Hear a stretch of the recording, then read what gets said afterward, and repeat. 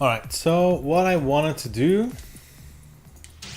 in training mode is I often hear people talk or people ask about, you have all these guides on how to learn a character, right? They show you, oh, this is a fast move, 13 frames, this is a good little setup, whatever, right? So you got all these videos out there showing you what the combos are, what the best of moves are, etc. But what nobody really tells you, and I feel like a lot of people have trouble with it, is how do you take that information and make a game plan out of it, right? So, and that's something I need to do with Tina myself. I haven't done the effort because this is not something you can watch a YouTube video on. This is something you're gonna need to figure out for yourself. I mean, think about it. If you watch professional players, take two different professional players, any fighting game by the way, any game, and watch them play the same character. They're gonna do different things. They're gonna use similar things because, a character is just good at one thing, bad at another thing, so you're not gonna do the bad thing all the time. Per se, you might try it, but whatever. But every player is gonna use the pros and cons of each character in their own way, and developing that way is something that I think a lot of people have trouble with the process of how do you start, how do you even begin finding out your way, and since I have to do that with Tina myself, I might as well quickly explain how I go through that process, because it's not hard, but it takes effort. You need to sit down in training mode and do it, and I think that's the point where a lot of people, they don't want to take the time for it, I guess. They learn the combos, they learn a couple of cheap things, and they go online, and at some point they're gonna hit a wall. And this is the point where you can break through that wall by thinking about what you're gonna do, thinking about what situations you're gonna be in, and finding solutions for that before you even enter a match.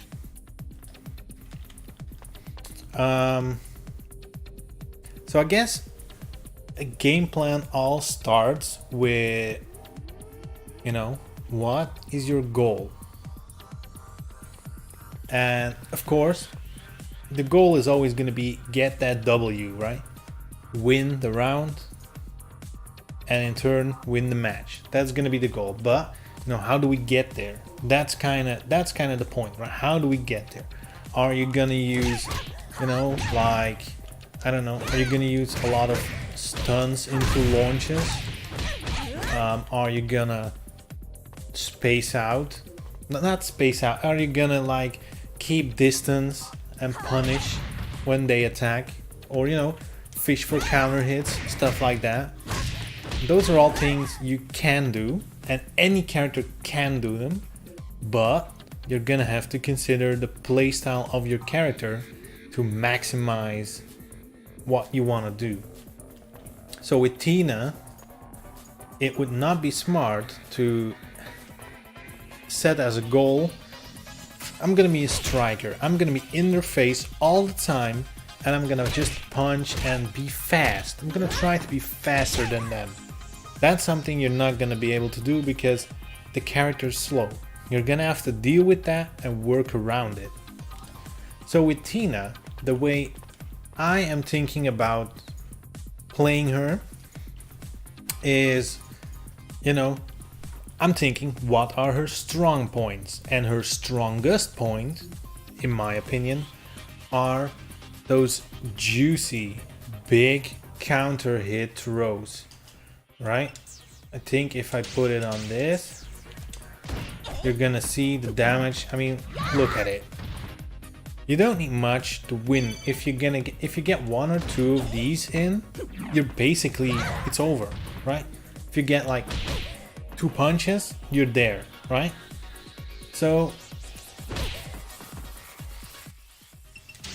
then the next question, and like this is how I do it, right?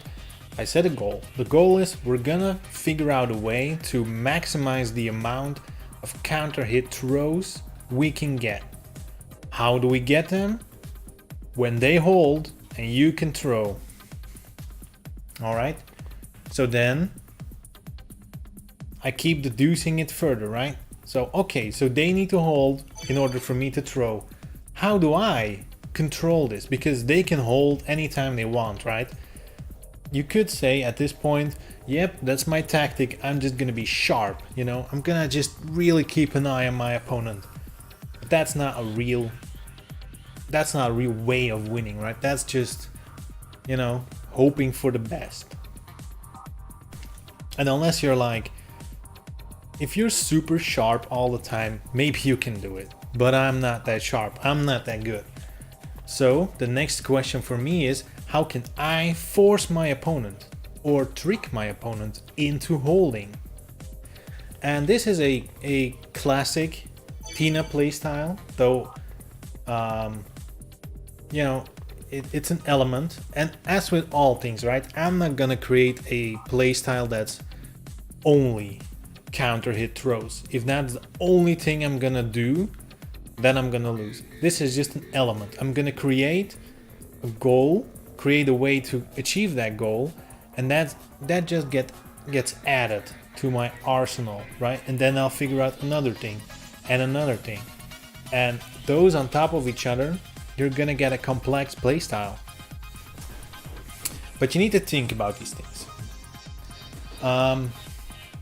So for example, one of the most common beginner, like it's a super basic thing, and in professional play you're not gonna see this all that often, but you can definitely use it sometimes, and especially in lower ranks it works really well.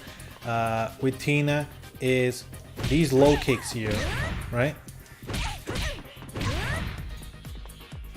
3 low kicks, and what happens often is, and this is on purpose, right? If you do these kicks often, at some point your opponent is gonna get pissed off, and he's like, I'm gonna hold those suckers.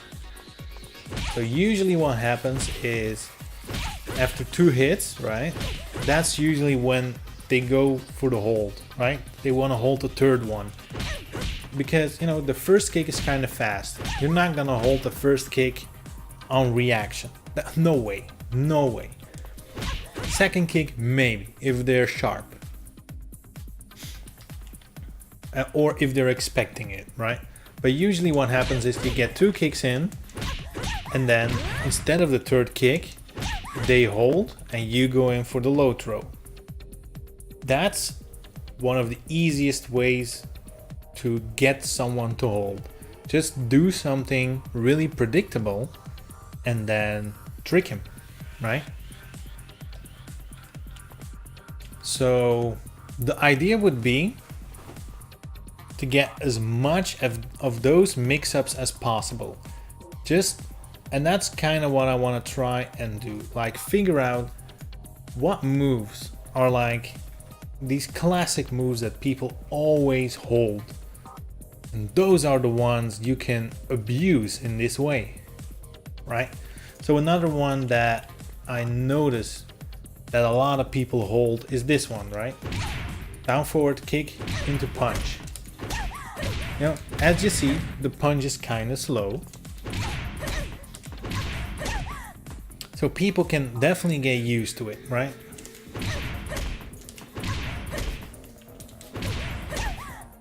Now here's the thing where you need to think about this a little more. Like with the usual character, if you're not going for these counter hit, counter throws or whatever, you kind of want to avoid using the same move, right? You kind of want to do this once and then go for other things.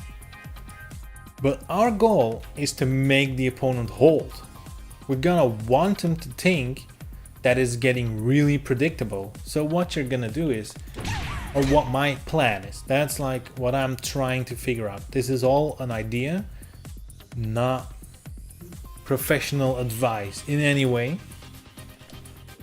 but this is in general the process of figuring out your playstyle. So what I was thinking of doing is getting a few of these moves, like you can delay them a bit so you can play around with them, so that makes the opponent already a little bit on edge, which usually means that, you know, if they're on edge, they're probably gonna want to hold as well. So what I would do is I would use this move like more than usual, like to the point where if you use it and it hits, you know, that's great, right? You keep using it, whatever, right? Next time you use it again, you use it again. After a round or two, your opponent, or I hope faster than a round or two, depending on your opponent, but after, let's say, a round or two, they should have picked up this move. They should have picked up, hey, there's a punch coming after that kick, right? I want to get them to the point where they think they figured it out. And when they do, that's when you go in for the throw, right? You do the kick, they're gonna think, or we'll get there, right? I'm trying to jump ahead, but well, so you know, you do the kick, they hold because they think the punch is coming, right? I think I can even let the bot do it. So let's say fast hold, type mid punch. So, you know, they figured it out, but you can do this, and it's big damage.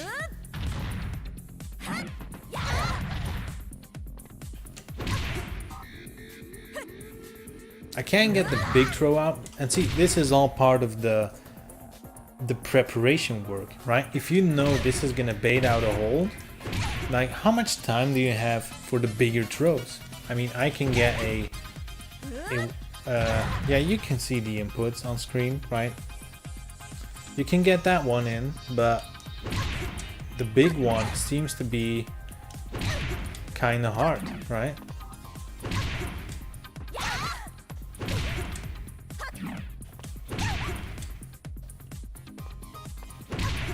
I mean, ooh, you can do it if you're really fast, but that's the thing, right? You're gonna have to be realistic. So I guess this move, this throw would probably be better. Easy input to do, easy bufferable. Still does a lot of damage, and you know, it's an easy bait. Now, in my experience, right, usually moves like this, you know, at some point they might get it, but if you just throw them out in the open, usually people are gonna block, right? Unless you're really throwing it out like all the time, usually people are gonna block. What's way more common is you get one hit in with another move and you follow it up with this move. For example, you do this move and then that move, which is in itself a great combo, by the way. If I can disable, can I do this? Hold on. Off. So in general, this would be a good combo because you get a good launcher, right? See? So it's not even a bad combo. It's one I will actually do in matches too. But because, right, because you're doing this move first, this kind of triggers your opponent, right, to expect that move. Because at some point, they're gonna realize that whenever I do this move, my choices are kind of limited at that point, right? You know, you can do something like this, or you know, rather this into that one. You can do, I don't know, you know, like this. Yeah. But the point I'm getting at is if you think about building, this is how I would build my strategy with a character, right? Just think about what's my goal and then work your way backwards. Like, how do I achieve that goal and what tricks can I use? Like in this case, it's all about, I want the counter hit throws, they need to hold. So what tricks can I use to get people to hold? And like I said, this one with the low kicks, that's gonna get real obvious really fast. And the reason why, you can still use it, right? It's not useless per se, but the rewards, that's also a thing to keep in your head, right? You're starting an attack, and in this case, if you complete the attack, you can get this. If they don't, I think they can recover from that too, so it's not even guaranteed, right? So that's all you're gonna get out of it if they stop holding. If they just go damage control, look, it doesn't do that much damage. They can just let it hit. So it's not that great of an idea. But for example, the one we talked about earlier, this one, yeah, if you're gonna let that one slide all the time, you're in trouble, right? Because this goes into critical burst, right? So that will be, for me, the way to go. Create a couple of kind of predictable,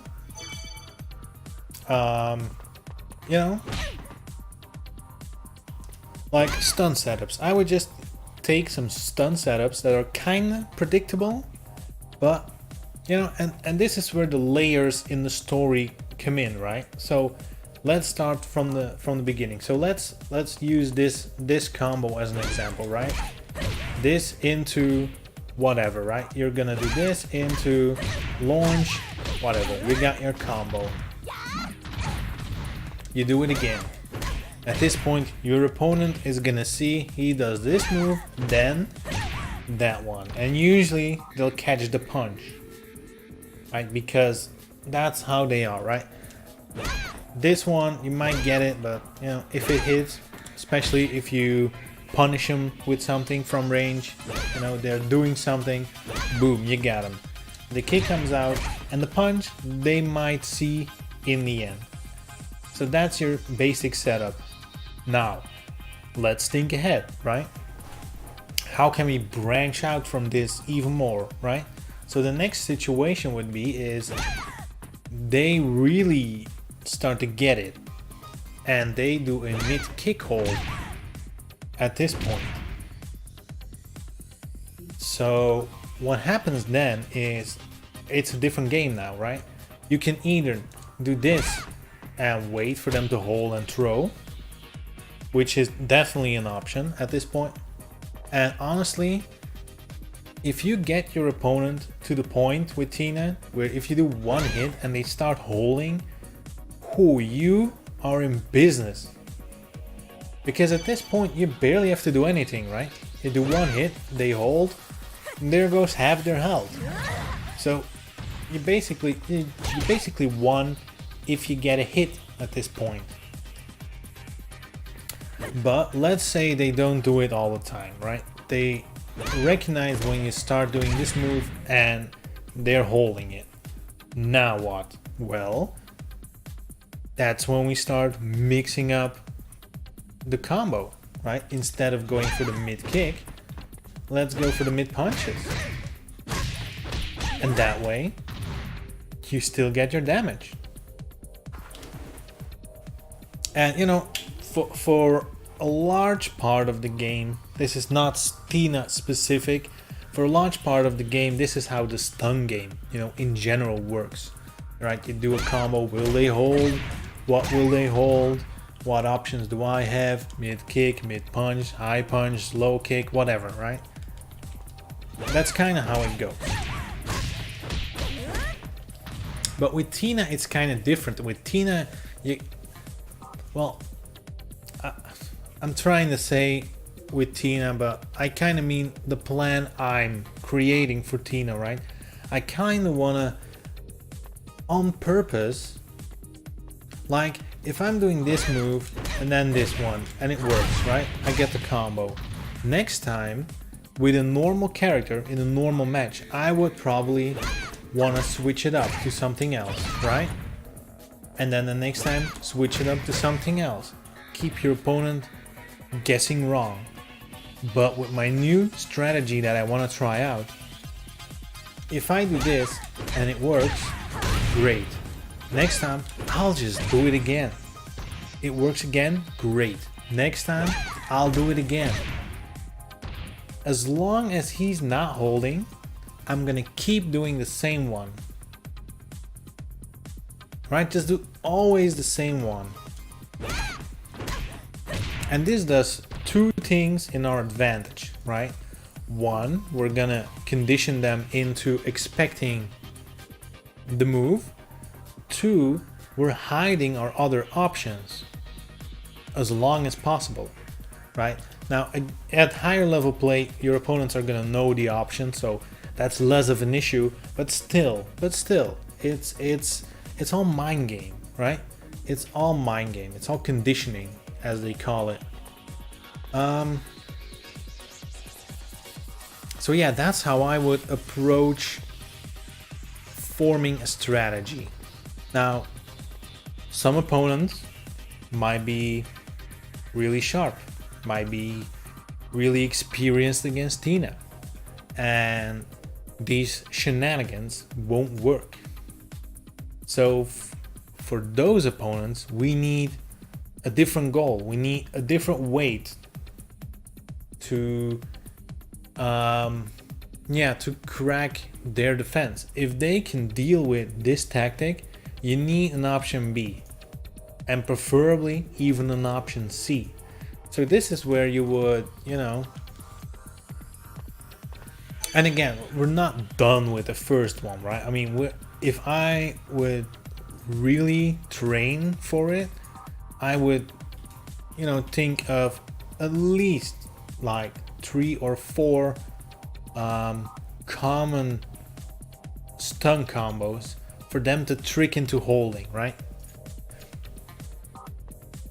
Right, I would definitely, and make it smart. Like I said, doing this might work, but you're only gonna get a reward if they hold. Man, I'm really sorry about the frame drops. My internet is being my internet's being a bitch. I don't know what's up. It's probably the ISP again. Once in a while they're like, you can't keep those customers happy, Sometimes you just gotta push them off the cliff,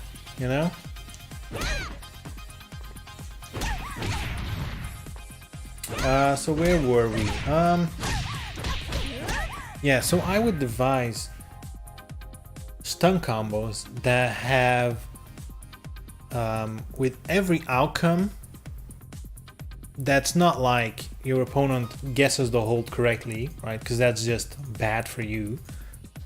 But I would devise stun combos that with, even if they hold or they don't hold, either situation, you're gonna get a good reward. Which is why the simple one like this is great. You get to your stun threshold really fast, right? Like, you're literally there. If they don't hold, you're ready to launch, right? Or to withdraw, right? That's the point. They can take this and then hold. Also possible. But you're getting a reward. You're setting things up either way it goes. And those are the kind of things I would go with, right? And I like this move because it's a great punisher, right? You can get in, punish them with something, do one move, and you know, you can set things up. It's great. Other moves rather that I would use is, you know, the back kick.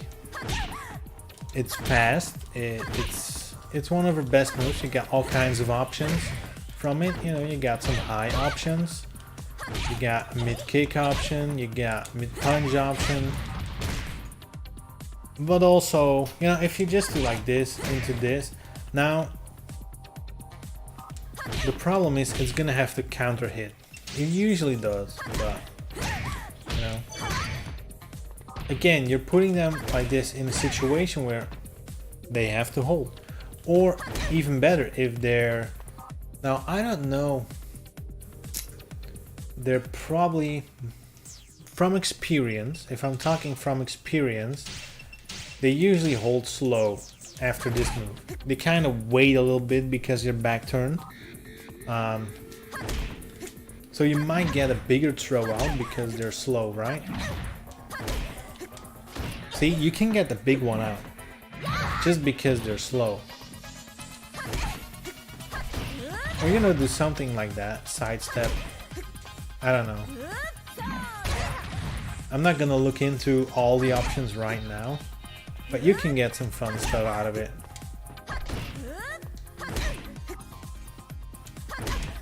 Now, I guess this is the simplest option from that, but if you like turn around and they don't hold, you're still safe, right? If you do this move and it doesn't connect for some reason, like if they hold low, you're kind of fucked. So I would always prefer options like this, where you move like this, go for a bigger throw, or go for, you know, go for something else. You can continue your stun game, right? Like I said, if you have multiple ways, the way with the most rewards is probably the better one.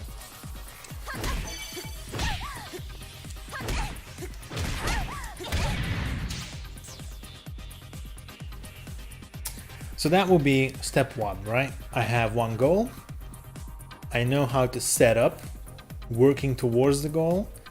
Now we'll have to think, what if we can't get to that goal, right? I don't know how opponents are gonna react, but I know there's gonna be opponents that where this is not gonna work, where either, you know, like their character is really fast, or like Hayabusa, they're teleporting around, whatever, right? And you can't really get a stun game going. Like, what then, right? Those are all situations you can take into account before you even start playing, right? You can think about those things, right?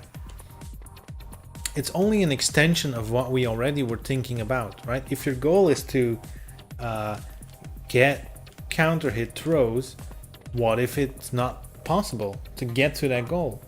You need an alternative way.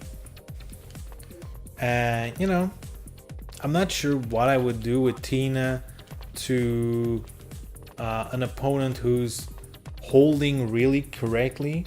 My go-to reaction would be to create distance and, you know, find out all the moves that, you know, like put them on the ground, and you get those little guaranteed damages in.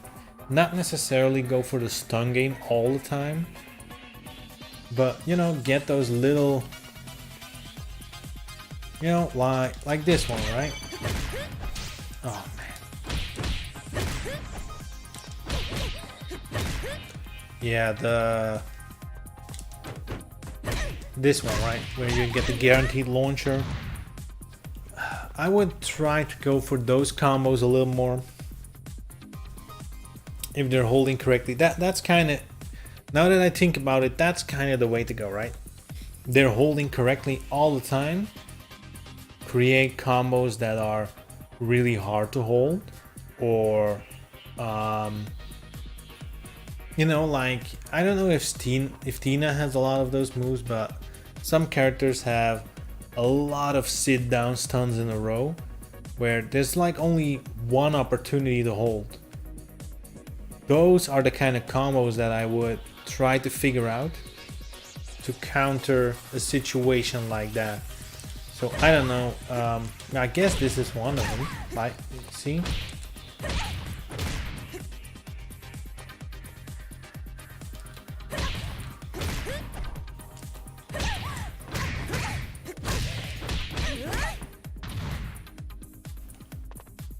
I don't know, something with stuns and whatever, right? You get the point. So, and I guess if you go deep enough into that rabbit hole, right? Get a goal, find the solution of getting there, and then starting to cover your bases in case you can't do that. I guess at that point, like, let's say you've achieved a way to reach your goal and like one or two alternative, and that's another thing, right? They're gonna be alternative win routes, right? Like I said, I'm gonna try and punish, go for small guaranteed damage. If that works out, at some point you'll win, even without throws, right? And if you got like one or two other ways, I think you're already pretty golden. But even better is if you can, connect bridges between those tactics. For example, and that's why I started with this move. This is a great punishing move. Fantastic punishing move. So, if I'm gonna punish my opponent as a secondary tactic, instead of, trying to get some, I don't know, cheap stun game in, whatever I'm trying to do, right? If I'm deciding, alright, I need to take distance and I need to attack him from far away, in between moves like this, or moves like this, in between, throw out this one. You can get punishes with that too, but it kind of sets up our main tactic. So even if you can't get it off, you get an attempt to it, right? Even if they still hold it, right? Or whatever.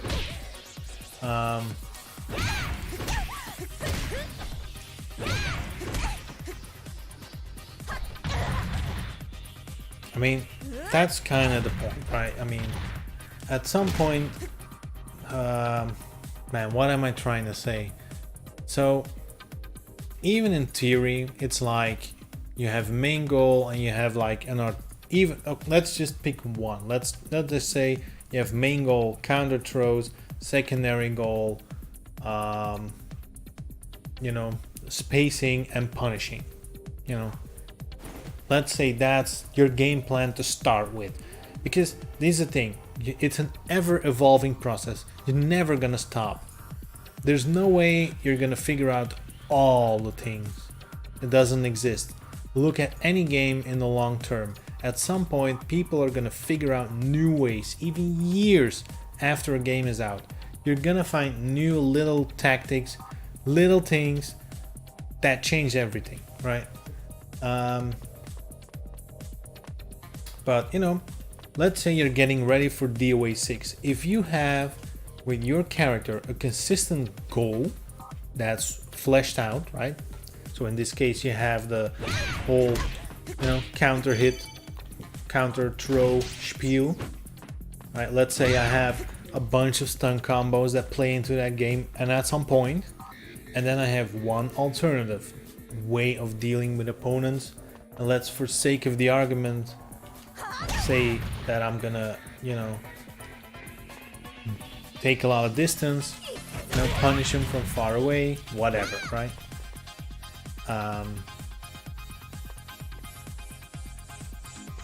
That'll work just fine. Like if you're just getting ready for DOA 6 and you get that pulled off with one character, I would say you're pretty ready for the game already, right? Because the rest you're probably gonna learn in that game, and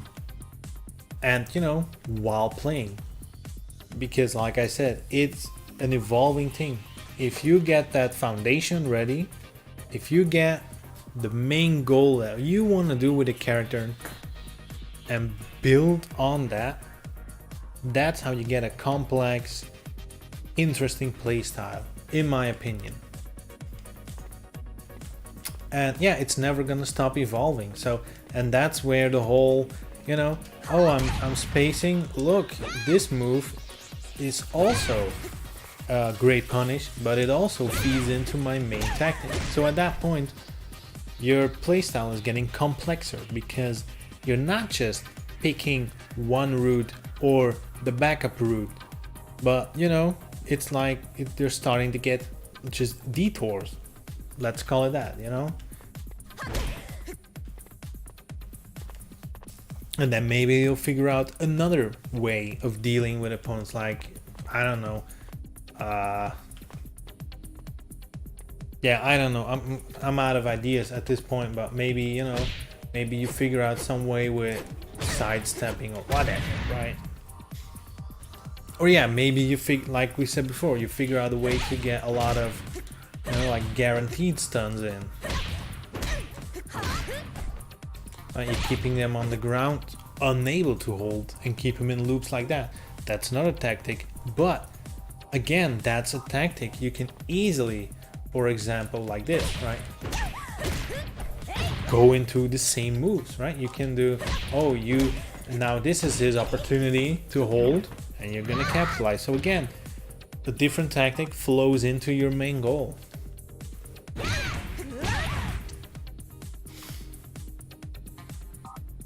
And you know, whenever you get comfortable with certain ways, you can add to it. You can find new things. And usually this is the fun part to me, right? Sometimes you see one little tip somebody found online. Like for example, you know, it's a fun thing if they hold slow with this move. You know, instead of going for the kick or going for anything back turn, if they hold, you can do this cool run around, you know, and go for the back throw. It's a cool thing, you know. I'm not even sure if it works at the wall. It might.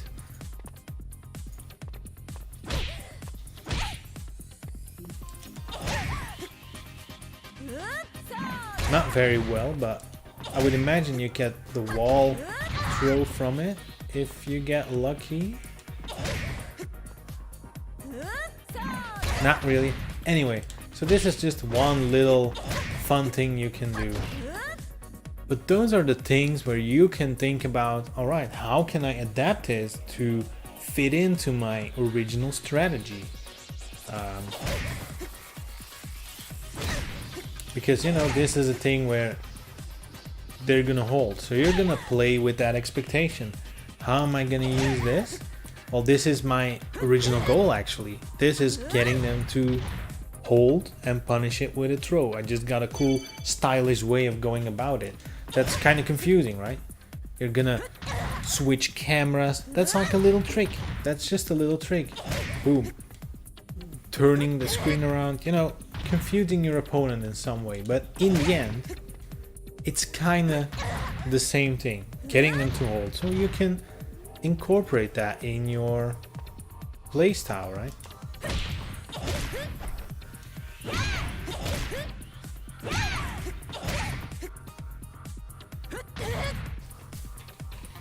Whatever, I think you guys get the point, right? And you know I'm not the best player around, but I feel like those are the foundations that, you know, I think any fighting game player will agree that that's a very valid way to form a playstyle, because in the end that's all you're doing, right? You have a goal in mind and you're figuring out the best way to get to that goal and the weaknesses of that plan and ways to you know, plug holes in those weaknesses. That's like, in short, the way to do it. right? That's the short explanation, I guess. Find a goal, find the optimal way to get to that goal, and plug the weaknesses of that way with other strategies. So yeah, all that explaining, and you can say it in 2 sentences, right? Good shit. I could have typed it in chat.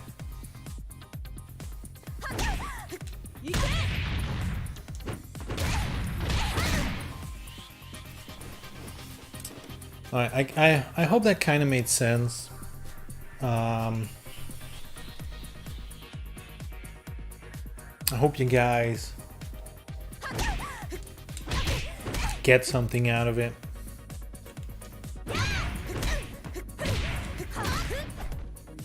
But that's at least how I approach a character once I learn their moves. Because in the end, if you know their moves, you still need to know how to use them, in what context, right?